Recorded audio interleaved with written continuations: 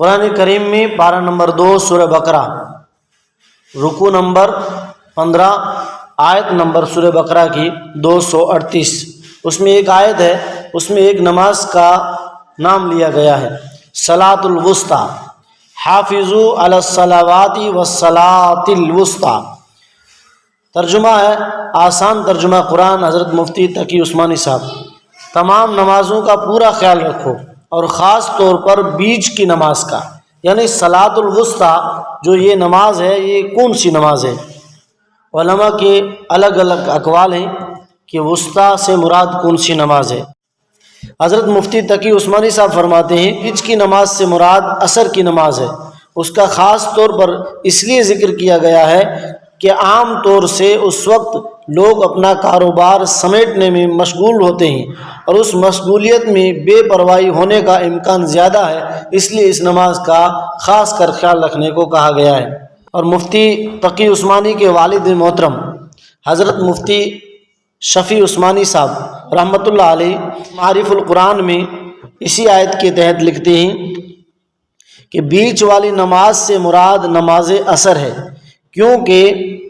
اس کے ایک طرف دو نمازیں دن کی ہیں، فجر اور ظہر، اور ایک طرف دو نمازیں رات کی ہیں، مغرب اور عشاء۔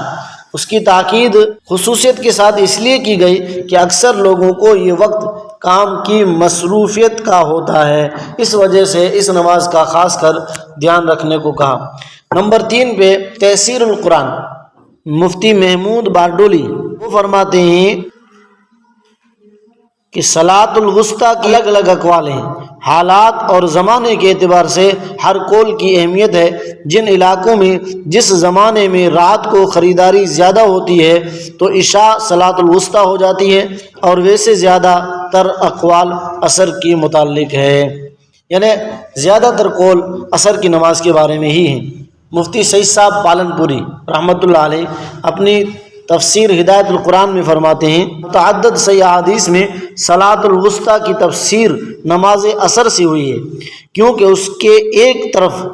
دن کی دو نمازیں فجر اور ظہر ہیں اور دوسری طرف میں رات کی دو نمازیں مغرب اور عشاء ہیں۔ حضرت عائشہ رضی اللہ تعالی عنہ اور حضرت زید بن ثابت رضی اللہ تعالی عنہما سے مروی ہے کہ درمیانی نماز ظہر کی نماز ہے، اور حضرت ابن عمر اور حضرت ابن عباس رضی اللہ تعالی عنہما سے مروی ہے کہ درمیانی نماز صبح کی نماز ہے۔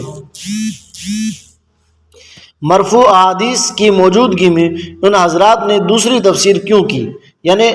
عصر کی نماز مراد لی گئی ہے، اور ان دونوں بزرگوں نے دوسری تفسیر کیوں لی؟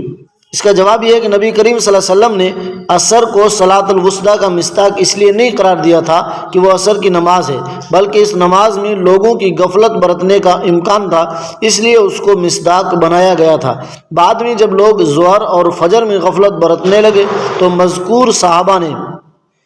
ان کو مصداق بنایا۔ جیسے مدارس میں طالب علم فجر اور ظہر میں سوتے رہتے ہیں، جب ان کے سامنے آیت کی تفسیر کی جائے گی تو انہیں نمازوں کو صلاۃ الوسطیٰ کا مصداق قرار دیا جائے گا۔ اس کی وضاحت یہ ہے کہ کبھی آیت میں امر کلی مذکور ہوتا ہے جس کی مصداق متعدد ہو سکتے ہیں، آیت کی متعدد تفسیریں ہو سکتی ہیں۔ ظاہر ہے کہ جب نمازیں 5 ہیں تو ہر نماز درمیانی نماز ہو سکتی ہے، اور خصوصیت سے اس کے اہتمام کا حکم